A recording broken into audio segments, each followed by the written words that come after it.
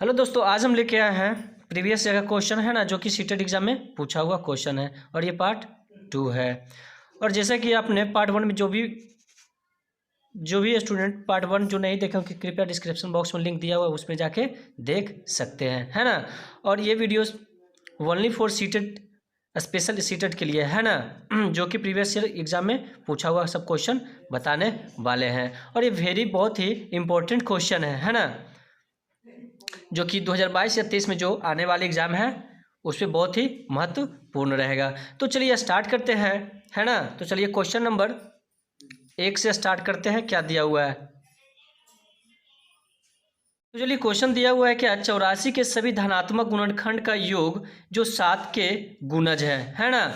इसमें पूछा हुआ क्या है, 84 के सभी धनात्मक गुणनखंड का योग जो 7 के गुणज है ना। तो सबसे पहले करना क्या है, सबसे इसमें देखना क्या है, जो 84 है, जो 84 किस किस से क्या डिवाइड हो जा रहा है ना। तो सबसे पहले क्या है, यहाँ जो है 1 से ऑलरेडी लग जा रहा है, 1 से कटेगा ही कटेगा 84 है ना। उसके बाद 2 से भी कट रहा है ना। उसके बाद 3 से भी कट ही रहा है। उसके बाद 4 से, उसके बाद 6 से भी कट रहा है ना। उसके बाद 7 से, उसके बाद 12 से, है ना। और उसके बाद 14 से, उसके बाद 21 और 28, उसके बाद 42 और 84 है ना। यहाँ तक पूछा 84 तक है ना। तो इसमें क्या पूछा है, 7 का गुणज पूछा है ना। तो ये कि यहाँ 7, यहाँ से 7 का पूछा है ना, तो 7 तो यहाँ पे ये रहा है ना। तो 7 के आगे क्या हो जाएगा, 14 है ना। उसके बाद 21 भी हो ही जाएगा, उसके बाद 28 भी होगा और उसके बाद 42 भी होगा कि नहीं होगा। उसके बाद 42 भी होगा और लास्ट में ये जो 84 है और ये भी होगा, है ना। लास्ट में पूछा है 84 तो 84 तक है ना। और उसके बाद क्या करना है, ये सबको है ना क्या करना है, आपस में ऐड करना है ना, क्या करना है, जोड़ लेना है ना। जब इसको आपस में जोड़िएगा तो कितना आ जाएगा, 196 है ना। ये जो आपस में जब इन सातों गुणज को जोड़ेंगे तो कितना आ जाएगा, 196, यही आंसर आएगा। तो कौन सा ऑप्शन मैच कर रहा है, तो ऑप्शन नंबर डी है ना। और जैसा कि ये सीटेट एग्जाम में 2015 में पूछा हुआ क्वेश्चन है। तो चलिए नेक्स्ट क्वेश्चन पे जाते हैं। क्या दिया हुआ है, सेकेंड क्वेश्चन में दिया हुआ है 42 के गुणनखंडों की संख्या है ना। तो सबसे पहले क्या करेंगे, 42 का फैक्टर करेंगे है ना। तो 42 का चलिए यहाँ पे हम फैक्टर करेंगे, फैक्टर निकालेंगे तो 42 है ना, 2 से लगाएंगे 2 1, 3 से चलेगा 3 सत्ते 21 है ना। उसके बाद क्या करना है, इन तीनों को क्या कर लेना है, आपस में मल्टीप्लाई, यानी कि यहाँ पे लिख लेंगे 2 इंटू 3 इंटू 7 है ना। और इस पर हम जब पावर 1 करेंगे तो कोई इसमें फर्क पड़ने वाला नहीं है ना।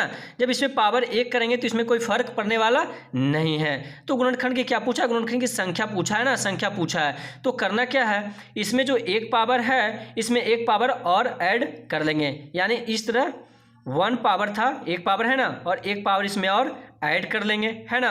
और इंटू का जब साइन लगा हुआ है, गुना का जब साइन लगा हुआ है तो गुना, उसके बाद ये जो एक है इसमें भी एक ऐड कर लेंगे और इनटू, और एक है इसमें भी एक ऐड कर लेंगे। तो इसमें क्या हो जाएगा, ये दोनों जोड़ेंगे तो 2 हो जाएगा, इनटू ये दोनों को जोड़ेंगे तो 2 इनटू, और ये दोनों को जोड़ेंगे तो 2। और जब आपस में इन तीनों को मल्टीप्लाई करेंगे तो कितना हो जाएगा, 2 दूना 4 और 4 दूना 8। यही हम लोग का आंसर निकल कर आ गया। तो कौन सा ऑप्शन मैच करा है, तो ऑप्शन नंबर बी। और जैसा कि ये भी सीटेट 2014 में एग्जाम में पूछा हुआ क्वेश्चन है। तो चलिए नेक्स्ट क्वेश्चन पे जाते हैं। चलिए तो सेकेंड क्वेश्चन दिया हुआ है, संख्या 105 के गुणनखंडों की संख्या है ना।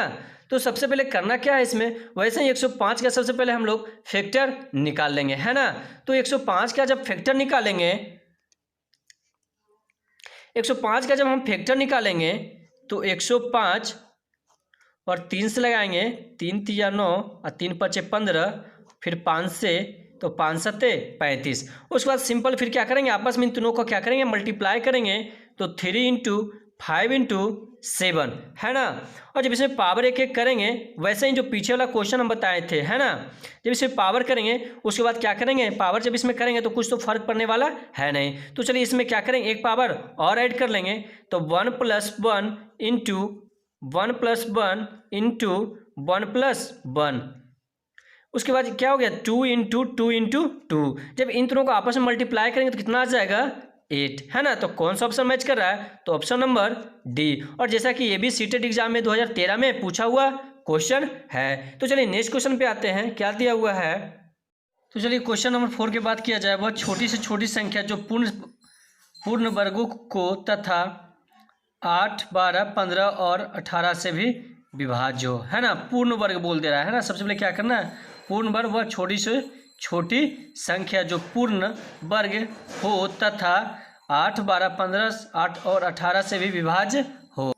तो सबसे पहले करना क्या है, इसमें छोटी छोटी संख्या बोला है ना, तो सबसे पहले इसका क्या मान लेंगे, क्या करना है इसको, तो एलसीएम निकालना है ना। क्या करना है, एलसीएम निकालना है। तो एलसीएम कितना निकालना है, तो 8, 12 और 15 और कितना है 18 है ना। तो इसमें देखना क्या है, वो छोटी छोटी संख्या जो करना क्या है, इसमें छोटी छोटी संख्या क्या है जो वो इसमें से काट सके। तो देख सकते हैं इससे तो कोई नहीं कट जा रहा है ना। तो सिंपल क्या करना है, सबसे पहले ये दोनों को लेंगे है ना। तो ये दोनों को देखेंगे सिंपल वह बड़ी संख्या जो ये दोनों को काट सके। तो यहाँ देख सकते हैं 4 से ये भी कट रहा है, 4 से ये भी कट रहा है। तो इसको चलिए हम काटेंगे, 4 दूनी 8 है ना। और जब इसको इसमें मल्टीप्लाई करें तो कितना हो जाएगा, 12 दूनी 24 और इतना को फिर निकालना है। तो करना क्या, इसको साथ में लिख सकते हैं 12, 15 फिर 18 लिख सकते हैं है ना। उसके बाद देख सकते हैं क्या इसमें वह छोटी संख्या जो बड़ी संख्या काट सके, तो नहीं है। तो करना क्या, फिर इन दोनों को क्या कर देना है, लेना है। तो देखना क्या, वह बड़ी संख्या जो दोनों को काट सकते हैं। जैसा कि 3 से ये भी कट रहा है और 3 से ये भी कट रहा है ना। तो करना क्या, 3 से इसको काट देंगे है ना। 3 से काट देंगे तो 3 × 5 = 15 है ना। और 12 × 5 कितना हो जाएगा, अब जब 12 से मल्टीप्लाई करें तो कितना हो जाएगा, 12 × 5 = 60 हो जाएगा है ना।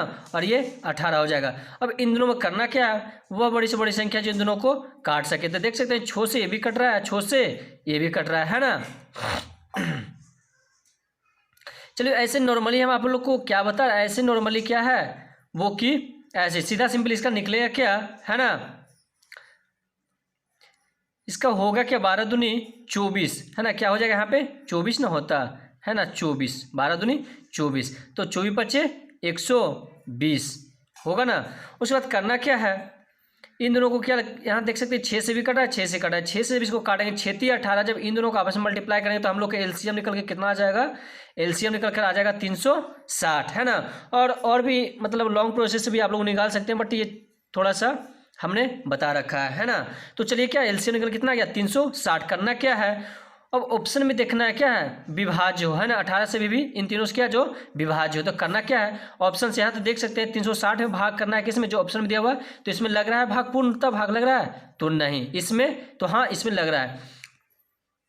सिंपल सी बात है, इसमें भाग लग रहा है कि नहीं लग रहा है, तो कौन सा, ये भी लग रहा है और इसमें लग रहा है कि नहीं लग रहा है, तो ये इसमें नहीं लग रहा है। और डी की बात किया जाए तो 360 में भाग लग रहा है, तो बिल्कुल इसमें भी लग रहा है। तो बोल क्या रहा है, छोटी से छोटी संख्या। तो छोटी संख्या कौन है, 36 होती है, यानी कौन सा ऑप्शन मैच कर रहा था, ऑप्शन नंबर बी है ना। तो चलिए नेक्स्ट क्वेश्चन पे जाते हैं। चलिए क्वेश्चन नंबर 5 की बात किया जाए, दिया हुआ क्या है ना, ए बी सी और डी का महत्तम समावर्तक निकाला। यानी करना क्या है, इसमें HCF बोल दे रहा है निकालने के लिए है ना, HCF बोल दे रहा है क्या, निकालने के लिए है ना। और जैसा कि ये भी सीटेट एग्जाम में क्वेश्चन पूछा हुआ है ना। तो चलिए करना क्या है, इसमें ऑप्शन वाइज जो चलेंगे तो क्या है, इसमें देखना क्या है, इसमें सबसे छोटी पावर को लेना है ना। जैसे 3 का पावर 129 है ना, और इसमें 3 का पावर 128 है, और इसमें क्या है 3 का पावर 127 है, और इसमें भी 3 का पावर 127 है ना। तो सबसे क्या करना है, छोटी वाली पावर लेना है। तो कितना हो जाएगा, 3 का पावर कितना हो जाएगा 127 है ना, इंटू अब आगे क्या है, 5 के पावर 128 है, यहाँ पे 5 के पावर 129 है ना।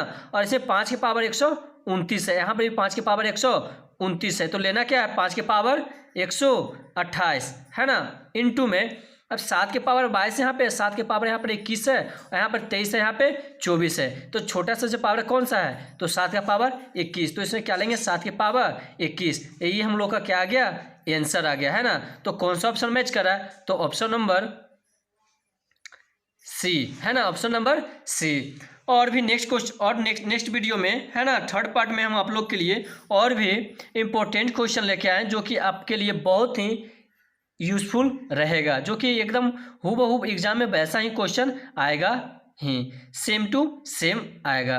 और ये हम गारंटी ले सकते हैं कि आपको मैथ में बिल्कुल कहीं भी कोई दिक्कत नहीं होगी, है ना। तो चलिए ठीक है, आज के लिए इतना ही।